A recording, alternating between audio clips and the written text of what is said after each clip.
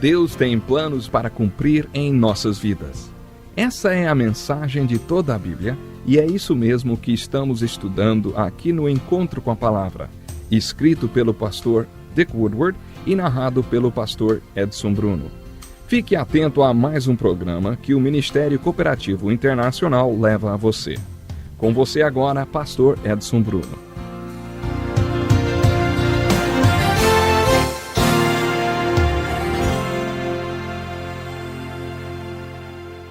Olá, muito bem-vindo a mais um Encontro com a Palavra.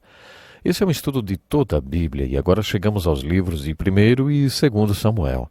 Vimos nos primeiros 8 capítulos de 1º Samuel como os seus ensinamentos constituem-se realmente um verdadeiro exemplo para nós. No mesmo livro dos capítulos 9 ao 15, focalizamos nosso estudo em Saul, o primeiro rei de Israel, que é um impressionante alerta para nós. A partir do capítulo 16, versículo 1, passamos a estudar a vida do rei Davi, o maior rei que Israel já teve e um dos grandes exemplos para nós nas Escrituras. Quando comparamos Saul e Davi, vimos que eles foram totalmente opostos num ponto. O grande problema de Saul foi que ele não obedeceu a Deus. Em 2 ocasiões ele o desobedeceu descaradamente. Em nosso primeiro contato com Davi nas Escrituras, vimos que o seu ponto forte era ser um homem segundo o coração de Deus. Portanto, a vida de Saul é o que podemos chamar de a unção do desobediente. Essa unção não dura muito. Está muito claro nas Escrituras que a chave para manter a unção do Espírito Santo é a obediência. Você já reparou no que Jesus disse na última ceia? Ele diz: "Se me amais, guardareis os meus mandamentos, e eu rogarei ao Pai, e ele vos dará o Espírito." Quando Judas, que escreveu a Epístola de Judas, perguntou a Jesus: "Senhor, por que pretendes manifestar-te a nós e não ao mundo?" Jesus respondeu: "Se alguém me amar, guardará as minhas palavras. Meu Pai o amará, e viveremos para ele, nele faremos morada." Em outras palavras, obediência é o pré-requisito para experimentar o que as Escrituras chamam de a unção de poder do Espírito Santo sobre nós. Lemos no livro de Atos que Deus dá o Espírito Santo àqueles que o obedecem. Portanto, a unção do desobediente não tem como durar. Por isso que Saul não durou como rei. Com Davi nós temos o exemplo da unção do obediente, e essa é outra história. Estudamos por que ele foi um exemplo. Na minha opinião, o exemplo de Davi atingiu o seu auge no capítulo 7 de 2 Samuel, onde lemos sobre o seu reino eterno. Nesse capítulo vemos que Davi tinha no seu coração construir uma casa para Deus. Ele vivia num palácio de cedro e queria construir um grande palácio para Deus que ainda vivia naquela tenda dos tempos do deserto. O profeta Natã foi até Davi e disse que Deus não queria que ele construísse uma casa, porque Deus ia construir uma casa para Davi. A casa que Deus ia construir seria um reino eterno. Davi ia possuir uma dinastia, uma sucessão de filhos que reinariam sobre Israel. É claro que o Messias iria entrar nessa sucessão e o seu reino não teria fim. O capítulo 7 de 2 Samuel é uma descrição desse reino. Quando Davi ouviu essas palavras, fez uma linda oração dizendo: "Ah, Senhor Deus, porque o Senhor derramou tantas bênçãos sobre uma pessoa tão sem importância como eu, além de tudo que o Senhor já fez, ainda fala sobre dar-me um reino eterno. Ah, Senhor, o que mais eu quero dizer? O que mais eu posso dizer?" O Senhor sabe como eu sou. O Senhor está fazendo tudo isso porque o Senhor prometeu e porque quer assim. Davi entendia aquilo que o apóstolo Paulo iria dizer na sua carta aos Romanos no Novo Testamento, que não é por causa dos nossos merecimentos, nem por causa das nossas obras que Deus nos abençoa por causa da sua graça.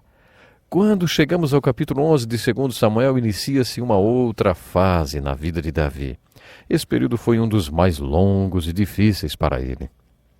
É quando Davi, que tinha sido um grande exemplo, torna-se um alerta.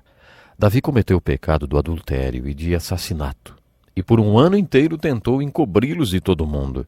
Quando você chega a esse capítulo de Davi, o pecador, você não consegue deixar de se perguntar: como um homem segundo o coração de Deus que queria fazer toda a vontade de Deus pôde cair? Como um homem de Deus como era Davi, cai assim desse jeito? Quando estudamos o pecado de Davi, vemos que há várias explicações e razões para os seus pecados. Primeiramente, Davi pecou porque era um homem. Apesar de ser um homem de Deus, ele estava sujeito a pecar e a fracassar espiritualmente. De acordo com as Escrituras, todos estão sujeitos à tentação. E de acordo com o Novo Testamento, nós nunca perdemos essa tendência para o pecado. O apóstolo Paulo, que também era um homem de Deus, afirmou no capítulo 7 de Romanos o seguinte: o pecado habita em mim. Isso é uma lei espiritual. Portanto, estamos sempre sujeitos a cair. Davi também pecou e, de acordo com 2 Samuel, capítulo 11, versículo 1, ele pecou porque estava fora da vontade de Deus. No versículo 1 de 2 Samuel, capítulo 11, nós lemos assim: na primavera do ano seguinte, época em que os reis saem à guerra, enviou Davi a Joabe e a seus servos com ele e a todo Israel. Destruíram os filhos de Amon e sitiaram a Rabá, mas Davi ficou em Jerusalém. Era a época em que os reis deveriam estar liderando seus exércitos nas batalhas. E Davi ficou em Jerusalém. Ele mandou outra pessoa no seu lugar para comandar o exército. Creio que sair da vontade de Deus, como Davi fez, nos torna vulneráveis à tentação. Também creio que Davi pecou porque estava no auge do sucesso. O apóstolo Paulo fez a seguinte afirmação: sei passar necessidade, também sei ter abundância. É necessária muita maturidade espiritual para passar necessidade. E talvez seja necessária ainda mais maturidade para ter abundância. Uma vez eu ouvi Chuck Colson, um líder de um importante ministério, falar para 150 homens e suas esposas que trabalhavam em regime de tempo integral nas prisões com ele. Quando Chuck Colson pensou no ano que estava se aproximando, ele pediu: orem por mim nesse ano que se inicia para que Deus me mostre como ter abundância. Na prisão eu aprendi como passar por necessidade. Quando iniciei a minha vida com Cristo, muitas pessoas ficaram céticas a esse respeito. Hoje, quando falo, os elogios se manifestam. As pessoas até me aplaudem. Os jornais falam coisas boas a meu respeito. Dizem que todo o país está em débito comigo. Da última vez que passei por abundância, eu não me saí muito bem. Foi quando estava na Casa Branca. Eu não sabia passar por aquela situação. Àquela altura da minha vida espiritual, eu estava começando a passar pela abundância. Orem por mim, para que eu saiba passar pela abundância. Orem para que Deus me mantenha humilde. Você já percebeu que é nos tempos de abundância que nos tornamos mais vulneráveis? Faça uma retrospectiva da sua vida espiritual. Pense em que momentos você mais cresceu espiritualmente. Não foi nos tempos de dificuldades, quando você passava por necessidades que teve que depender de Deus? Pensando no seu passado, você percebe que quando estava tudo bem foi o tempo que em você esteve mais vulnerável? Davi pecou quando tudo ia muito bem, quando ele estava no auge do seu sucesso como rei. Acho que isso o deixou vulnerável. Lemos que, enquanto o exército de Davi estava tomando a cidade de Rabá, Davi saiu na varanda e viu uma linda mulher tomando banho. Ele quis o que viu. Ele era o rei e podia ter tudo o que quisesse. Ele quis aquela mulher e a tomou. O adultério de Davi foi muito sério. Leia essa história com atenção. Batseba parecia amar sinceramente seu marido Urias. Ele era um dos comandantes do exército de Davi e estava atacando a cidade de Rabá, lutando a luta de Davi. Você provavelmente já conhece essa história. Quando Davi descobriu que Batseba tinha engravidado, mandou que seu marido voltasse da batalha. Ele tentou fazer com que Urias fosse para casa e dormisse com Batseba, mas Urias era um soldado tão leal que não conseguia fazer isso. Davi até embriagou Urias para fazê-lo ir para casa e dormir com a sua mulher, mas Urias recusou-se. Ele disse: meus homens estão lá no campo, não seria certo eu dormir com minha mulher. Quando Davi percebeu que não havia nada que fizesse Urias ir para casa e dormir com sua mulher, escreveu uma mensagem para seu general Joabe e a mandou pelo próprio Urias. Isso mostra como Urias era um homem de confiança. Aparentemente ele não abriu, nem leu a mensagem. A mensagem dizia: quando você atacar a cidade amanhã, ponha Urias na linha de frente de ataque e tire a sua retaguarda, para que ele seja morto. Não passou muito tempo e o general enviou uma mensagem ao rei dizendo: atacamos a cidade e fomos até o muro. Joabe deu a seguinte instrução ao mensageiro: quando o rei se irritar com você e disser: por que vocês se aproximaram tanto do muro? Não sabem que foi assim que Abimeleque morreu? Que uma mulher jogou uma pedra de moinho na sua cabeça? Tudo que você tem a dizer é: Urias, o heteu, morreu. E o rei entenderá. Urias foi morto. E Davi, portanto, não era só culpado de adultério, como também de um terrível assassinato porque matou um dos seus valentes. Urias era tão leal a Davi como Rute, Noemi e Jonatas a Davi. Davi traiu a lealdade de Urias e era culpado de adultério, de assassinato. Davi era culpado de viver uma mentira. De acordo com a história, Davi encobriu seu pecado por um ano inteiro. Ele pensou que ninguém descobriria. Só ele saberia, e talvez o seu general de confiança, Joabe.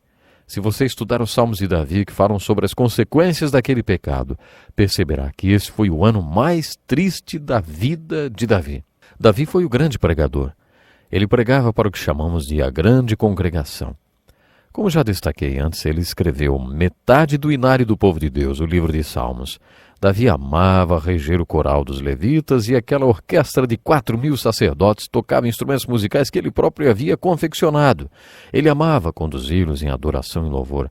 No Salmo 51, em que Davi confessa seu pecado, ele conta que durante um ano inteiro não pregou. Durante um ano inteiro ele não louvou a Deus. Imaginamos que durante aquele ano inteiro ele não tenha orado também. Deve ter sido um ano muito, muito difícil para Davi. No Salmo 32, ele diz que durante um ano inteiro ele se manteve em silêncio e recusou-se a confessar o seu pecado. Sua força secou como a água que evapora num dia de verão, porque a mão de Deus pesava sobre ele. A culpa de Davi o deixou doente. Mas um dia ele diz no Salmo 32, confessei-te o meu pecado, e tu perdoaste a culpa do meu pecado. Ele acrescenta, bem-aventurado a quem o Senhor não atribui pecado, em cujo espírito não há engano. Ele falou dessa bênção do perdão e ainda disse, todo aquele que é santo orará a ti, há tempo de te poder achar. Em outras palavras, Davi disse que o povo de Deus deveria orar, pedindo a bênção do perdão. Isso quer dizer que o povo de Deus não peca? Claro que peca. O exemplo de Davi mostra isso claro. Não há dúvidas quanto ao fato de Davi ter sido um homem de Deus, mesmo tendo caído e pecado. A importância é que Davi se arrependeu. Infelizmente o nosso tempo já acabou hoje. Eu gostaria que você lesse os Salmos 51 e o 32 e descubra a bênção do perdão de Deus para todos os seus pecados. No nosso próximo programa vamos falar um pouco mais sobre Davi. Até lá então. Que lição importantíssima. Obrigado, pastor Edson Bruno. Prezado ouvinte, coloque em prática o que você ouviu aqui. Sem dúvida, sua vida será grandemente abençoada. Este é um estudo escrito pelo Dr. Dick Woodward, na voz do pastor Edson Bruno. Escreva-nos e solicite o material. Nosso endereço é Encontro com a Palavra, Caixa Postal 2011, CEP 89201-970, Joinville, Santa Catarina. Até o nosso próximo encontro com a Palavra.